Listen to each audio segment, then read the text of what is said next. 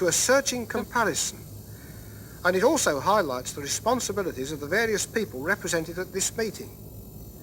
It's a unique opportunity to explore the subtleties and implications of NDT work in the real world, and we'll be bringing it to you in full in the next programme.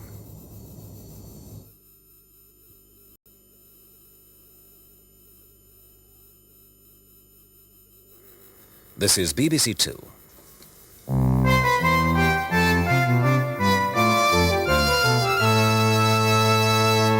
In a few moments, Gardener's World.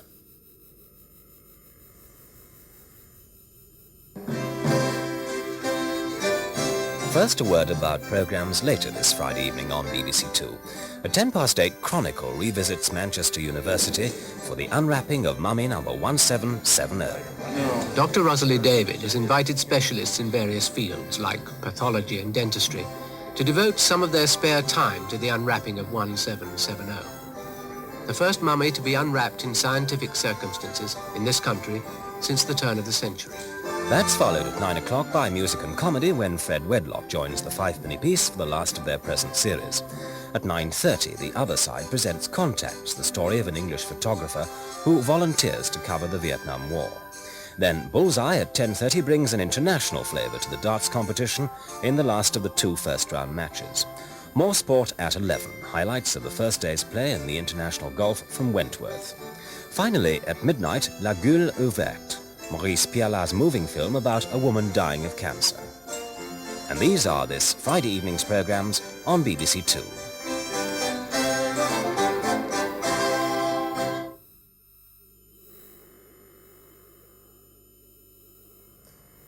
Now on to Peter Seabrook returns to Emmanuel College, Cambridge for this week's edition of Gardener's World.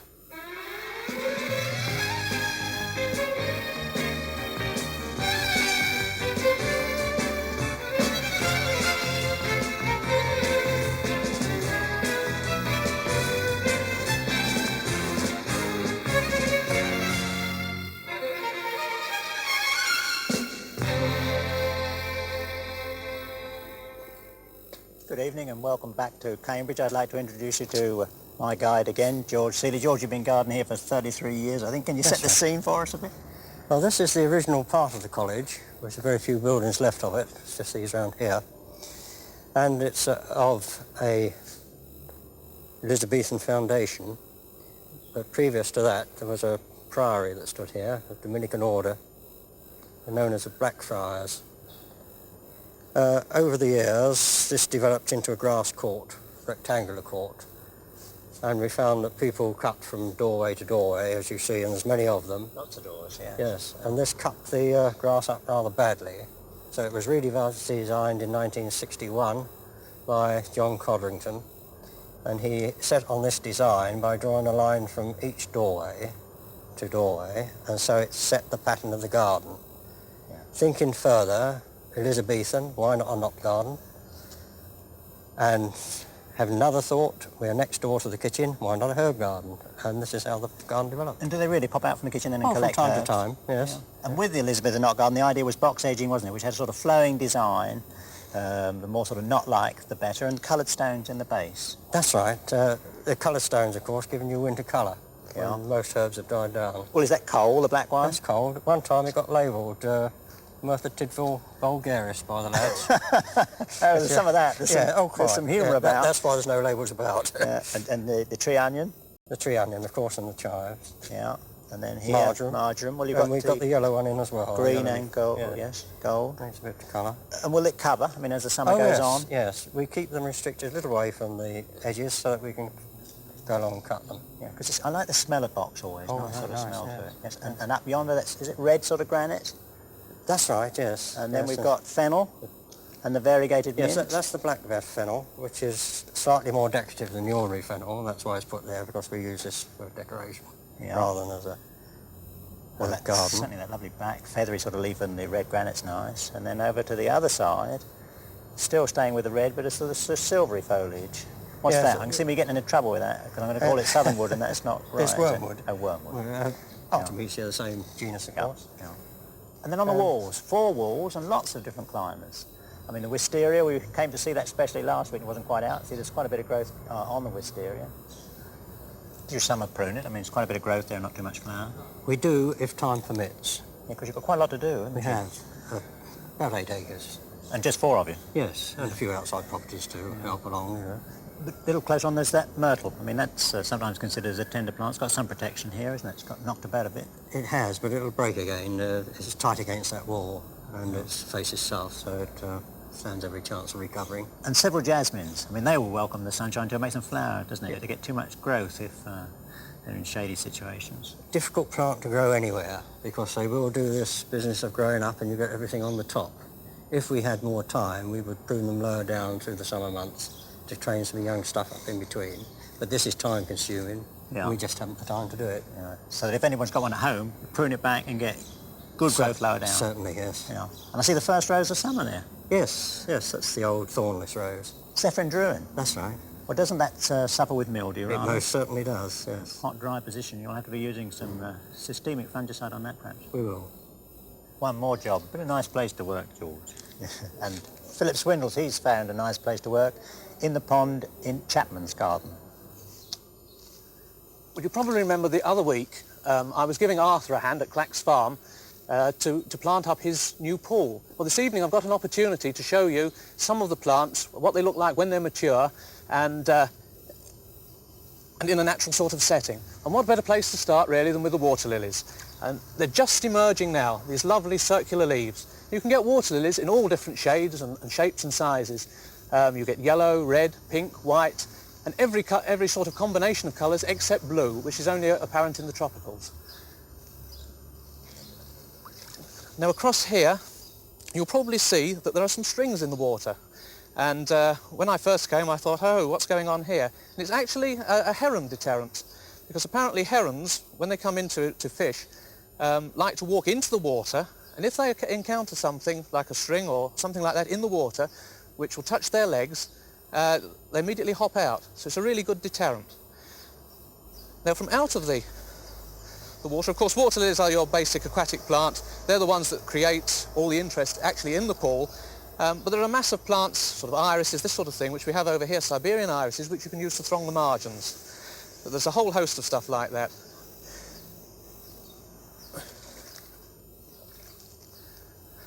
Now coming to the edge of the pool, this is where the main interest lies. You find that in the pool you've got lilies and such like which will create the colour.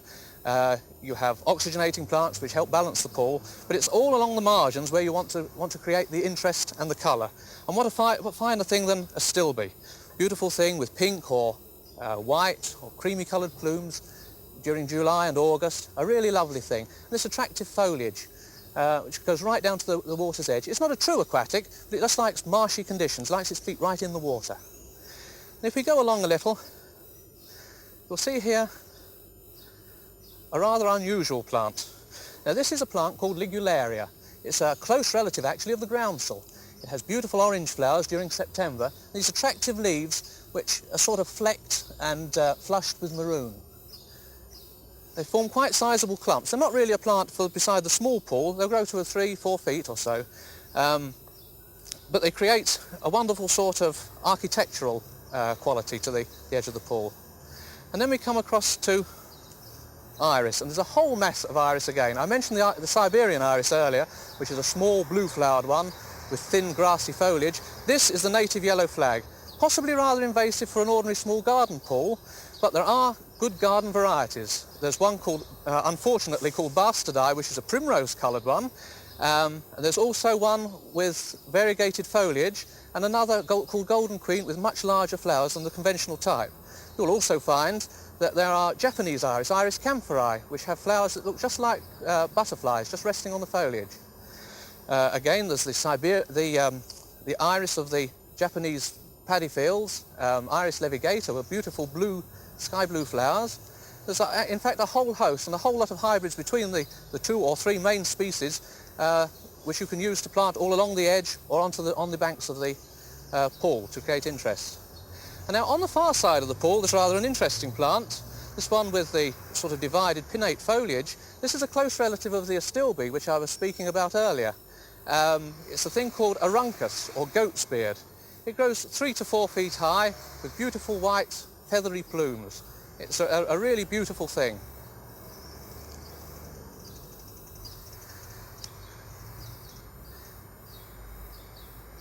Now if we come back to the edge here, there's one other little plant which I would mention which is growing here but is not at all suitable for a small pool, and I think I ought to mention it because it's often recommended.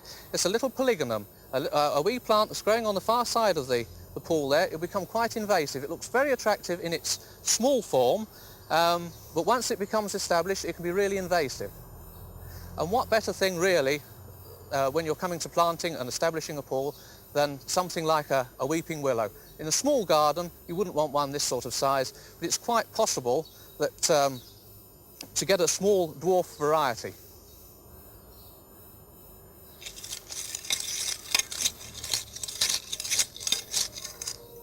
Boy, it's nice to get the hoe back in your hand this weekend at home. I could just see those little white threads of weeds as you skipped about the top of the soil. And if you want to keep your garden clean, there's no question. Hoeing, ideally once a week or certainly once a fortnight, is the way to keep those weeds, even the most persistent ones, if you keep chipping the tops off. That's the way to get the garden clean, and it's a nice easy job really, as long as it is crumbly on the top. What about here in Chapman's garden? The combination, first of all, on the west wall is purple and gold. Prunus sestina and the purple hazel. Lovely combination, rich foliage for the next 4 or 5 months. And then Berberis. Here Berberis atropapuria and the small form Nana. Berberis thunbergia atropapuria Nana. Quite nice little yellow flowers, but we grow it for its foliage. I mean, if you've got a big garden, then you just want the ordinary atropapuria, but if it's got to be a fairly small compact plant, well then you want to drop right down to the Nana. But it's a very nice combination, this purple and gold. We've got Alyssum saxatile, and even bedded underneath the conifers, would you believe, with golden fuchsia. I mean, that's going to flower as well.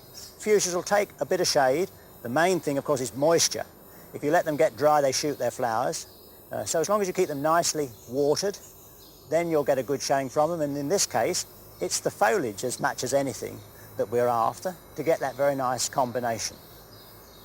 Even the old common gold privet, that's used as a combination between the gold and the purple. But I mentioned the little Prunus sestina, not quite so little here, because George was telling me that the idea is to get a bit of a break line between the purple and gold combination, and then further on in front of us, silver and white. And we have the white flowers which give us a nice link, and so he wants that break point. But I want, if I can, to just give you a bit of a message. Many of us grow this sestina for the lovely purple foliage. I mean, it grows at a tremendous rate, really rich coppery red right the way through the summer. And if you're going to make the best of that, you need to prune it hard back immediately after flowering. I say immediately after flowering because every day, and particularly with the speed of growth this spring, that we wait for the petals to fall, there's new growth coming up here. And of course we're going to have to cut this off if we're going to have a really nice, short, well-furnished plant. Now, if I look down, this one hasn't been cut for some time, and if I look well down, it's quite naked at the base, except for the odd, just clean 1 or 2 bits of dead twig away. You've got 1 or 2 nice young shoots coming. Now, if you've got the nerve, and you like to get your secateurs out, and really chonk a bit off, like that, all right? Then we're going to have some really nice new growth coming up from the base. I hope George's not watching too much, because I'll be cutting off that deadline, so to speak. But if you want the combination of both height and new growth, well then it's quite easy. You know, you cut one this year, and that gets some really good strong growths coming up for next summer's flowering, and then in 12 months' time we can cut the one out the back. But I say there is a fairly sharp contrast, because here we go very much to white. There's the old gardener's garters, that nice white and green edged grass. Tends to spread a bit. You need to keep the hoe to keep that under some sort of size and order. And the flower arranging ladies, I mean, they'll use it, they'll keep it nicely clipped. And the lovely white exocorda, we don't see that, I think, quite as often as we should. At this time of the year with the lovely fresh green shoots, those white flowers I think are beautiful. But it's fairly flexible. I mean, as I look further down the border, we've got the white-edged holly. I mean, it's not quite white, it's nearly cream. And of course the lovely broom, the Warminster broom, Cytisus praecox. This is about as big as it will get under average garden conditions, and it's quite a good plant for a smaller garden. If you think that is getting up too high, well then you can prune it back immediately after flowering again. but don't cut hard back into old wood as we were doing with Sestina. Just the light green growths, you can shear those back almost like heathers, and that'll keep the size down. The smell's a bit strong. I'm not too sure that I plant it close to a window. I say smell quite rightly because it is a bit heavy and it comes into the room, so you may need to plant it just a little bit away from the house. Now the message at Emmanuel College is very much a mixture of plants. We have shrubs, herbaceous, bedding underneath, even bulbs, and we've got the bedding plant whiz kid with us today. He's been globe-trotting, San Francisco, Florida, Chicago, and lots of English nurseries, I think. Well, mind you must be getting a bit sort of travel weary, I should think. Not really, not really. It's the time of year when I think gardener, and I count myself a gardener, really comes to life. And of course, this weather is absolutely perfect, isn't it? Magnificent. Well, what did you see in Florida? Anything really exciting? This weather, of course, which is tremendously exciting, but the plants, the breeding developments for the future are really most exciting. Geraniums, mimulus, marigolds, zinnias, you name it, it's all coming along there, and in quality like we've never seen before. But then what are we going to do? So many people are going to be planting out bedding. Can you tell us what they ought to be planting, how they ought to be planting it, and what's coming, you know? Well, certainly, if they're going to be planting hardy stuff, a pansy is a good thing to be putting out now. Come on, show us those pansies. Well, this is a hybrid one. It's Paramount White with blotch, and it's got the vigour, it's got earliness, and it will keep flowering right through the summer in a sheltered position. They're not at the best in a very, very extremely sun-parched state in the summer. But of course, if we consider the average bedding sort of program that the gardeners are doing now, they've got their antirrhinums. And this is one, of course, the earliest you can put out. I have here a box of traditionally grown antirrhinums, 60 to a tray, and this is the way that most people have been accustomed to handling them. Now, these are in a peat and sand compost, which gives excellent growth, and as you can see, tremendous mass of root. These need to be teased apart carefully, keeping as much root as you can around each plant, so you don't take all the roots off one and give it to the others. And there you have nice, well-formed, well-rooted balls of root that will settle and establish quite well. The compost you'll see is moist, well moistened, and I like to have the plants well watered about an hour before you actually set them out, so that they are drained and easily handleable. But for real high quality stuff, this is my choice every time. F1 hybrids grown at 40 to a tray in individual pots, and note how easy they are to get out. They just come out like that. And there again you can see the root ball there absolutely intact, and this is where you get that establishment without any check at all. That is one of the things you buy when you buy this quality plant, and this will go ahead 25% faster than that one. So this is where my choice lies all the time. Now, talking about watering it beforehand and having it well moistened, you see that coming out of there. Now, it's possible to set that plant quite safely and reliably without any further watering. I don't recommend that, but you could do, and those roots would establish with that moisture going into the soil that you've set a plant into. Now, other hardy subjects here. We've got Dianthus, modern hybrid variety again. This is Snowfire. It's a red and white variety, very similar to the Magic Charms, which has been quite widely popular in recent years. And again, you can see the intact root ball, very, very strong development of lateral shoots there. It's going to make a really superb plant. And these are quite an exciting development. In carnation, this year, I think it's one of the most exciting things we've seen in carnations. Typically, I've always felt of the carnation as a border plant rather than a bedding plant. But this year, we have this little fellow, Crimson Knight, bronze medal Flourish Select winner for 1979. Look at that plant.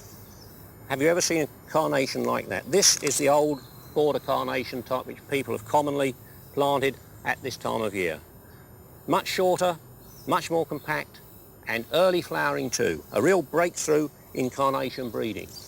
I'm going to make certain that Peter Seabrook has some of these to put at Clacksmill, because I'm sure that you'll be delighted to see this thing in flower. Now, the other thing I was mentioned a little early on is the mimulus. There it is there. Wouldn't Phil Swindles like to have had some of these for his waterside planting? Perhaps I should leave these here as well. I think that's a good idea. Brand new development, likes a moist place, and revels in sun as well, but not in a dry position. Dry position, of course, what do we think of? We think of marigolds. And what better plant for those hot, scorched situations in the garden? The most popular, commonly planted bedding plant in Britain, I would say. Look at this wealth of flower on these things here. This one, new for next year, Orange Winner. A superb, brilliant orange, free flowering, large, but doesn't get vigorous, over vigorous and grow away. You can plant it almost anywhere, edging or mass bedding, superb thing. The other colours, red brocade, fiesta, we've seen all these before, but as good now as they were 3-4 years ago. Edgings. Now there's Ageratum, Blue Danube, the finest there is. Uniform, look at that uniformity. Almost lay a ruler across the top of that box. Superb thing. Now, having mentioned marigolds, we have here the triploid type. And look at that magnificent pot. I can pick it up because it's plastic.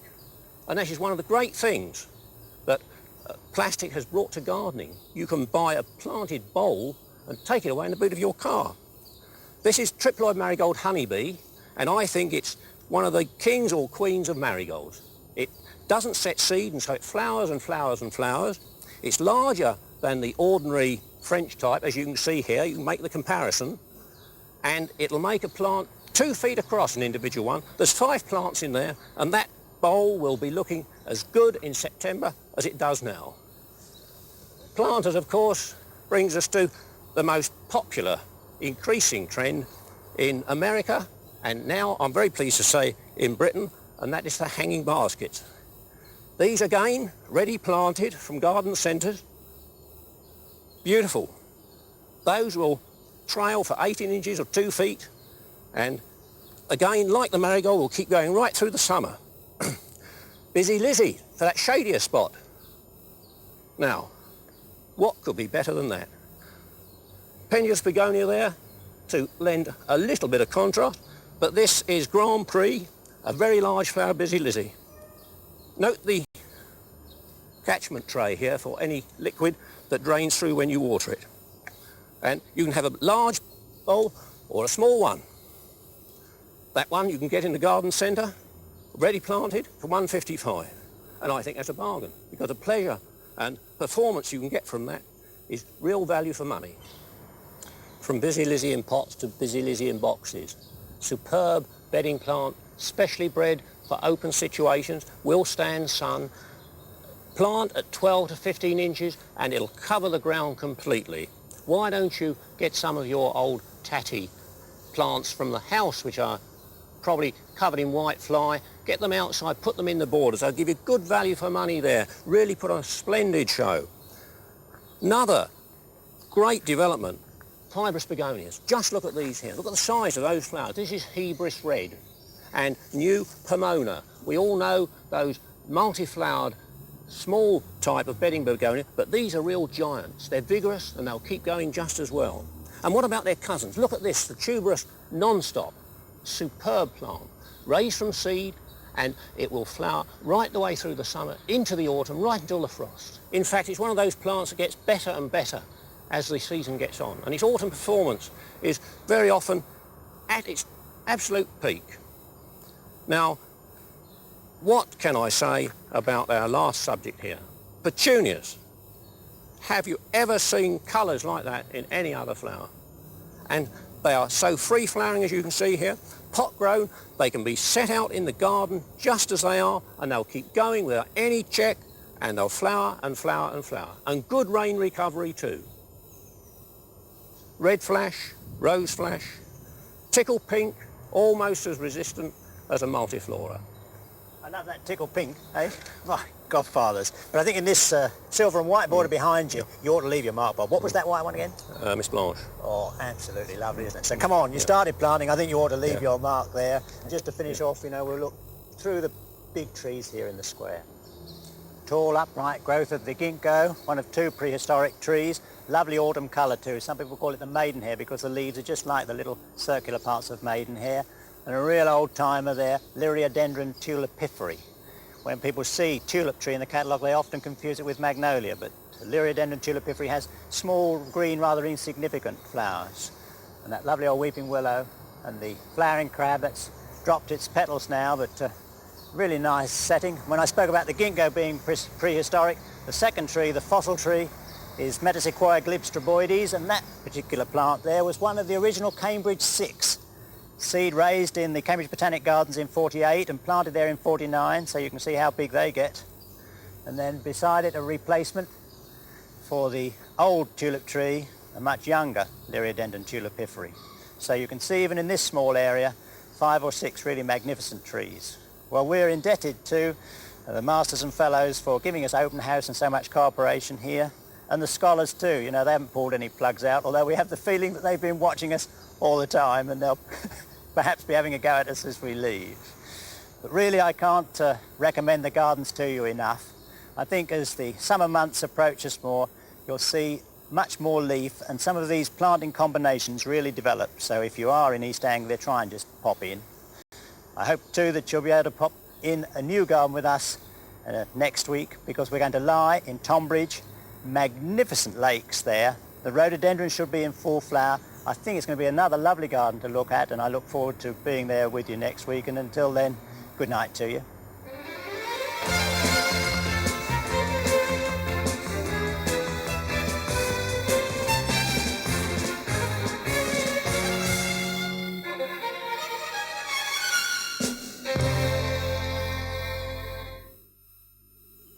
In 10 minutes, Heads and Tails, Robert Erskine examines the coins of the Civil War of AD 68. BBC Two. Now the time is 21 minutes past 7, and here with the mid-evening news is Angela Rippon.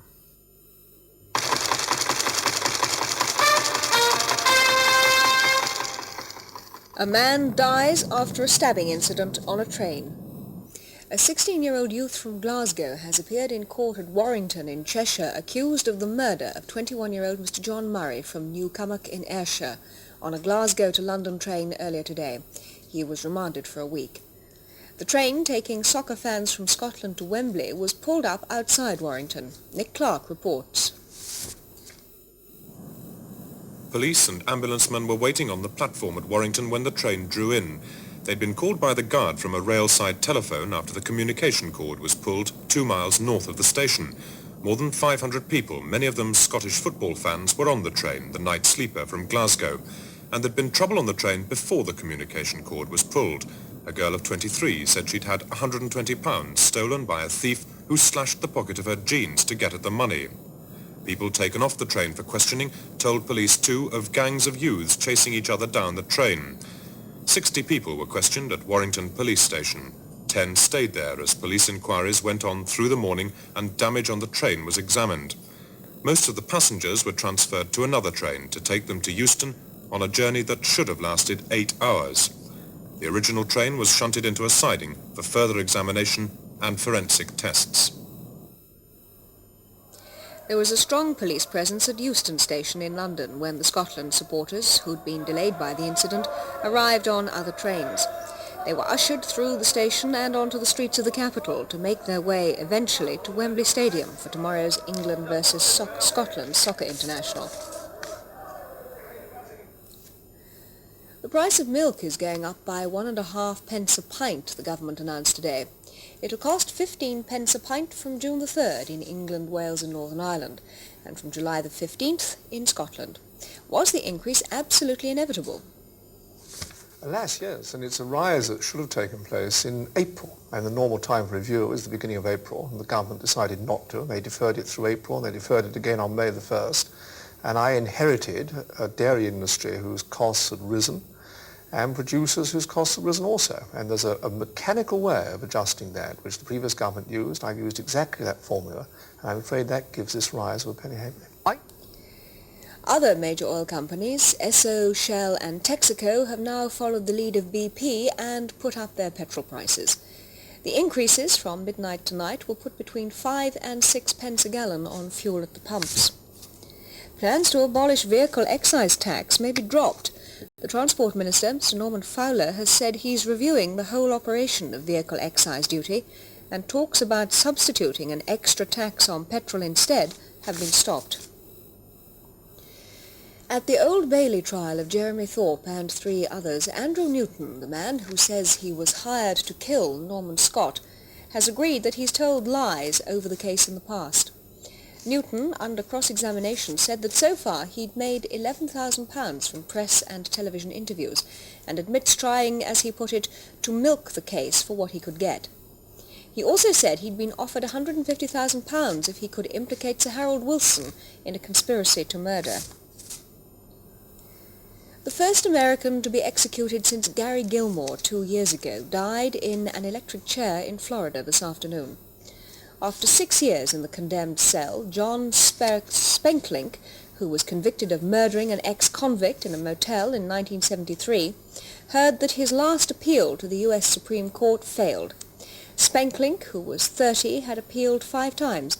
On Tuesday, a stay of execution arrived only hours before he was due to die. In 1977, Gary Gilmore was shot by a firing squad in Utah. He'd always asked for his execution, saying that only then would he be truly free. For the first time in 12 years, not a single Israeli remains in the Sinai capital of El Arish. In a brief military ceremony this morning, the desert town, along with 100 miles coastal strip, was officially handed back to Egypt. It marked the first major transfer of territory under the Middle East Peace Treaty. It was impossible, really, not to draw a contrast with the last time the two armies stood face to face at Al Arish. It was a brief encounter and disastrous for the Egyptian army, routed by the Israelis. But today in Al Arish it was not the time nor the place to recall such things as the two armies faced each other once again across a canteen car park. Not an auspicious location for an historic event, but then Al Arish is a bit short on facilities.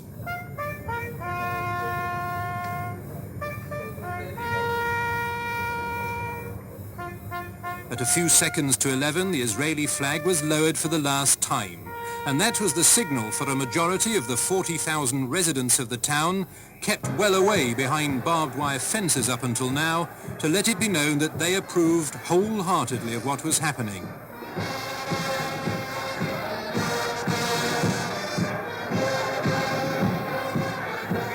It's a safe assumption that until that moment they had perhaps not quite believed that it would happen.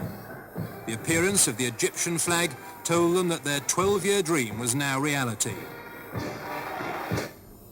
In Birmingham, a judge has awarded a woman £19,000, a man's estate, although she wasn't mentioned in his will. It's believed to be the first case of its kind under the Family Inheritance Act of 1975. Miss Mavis Malone, a nurse who's 38, says she was a close friend of Mr. Arthur Harrison, an insurance broker who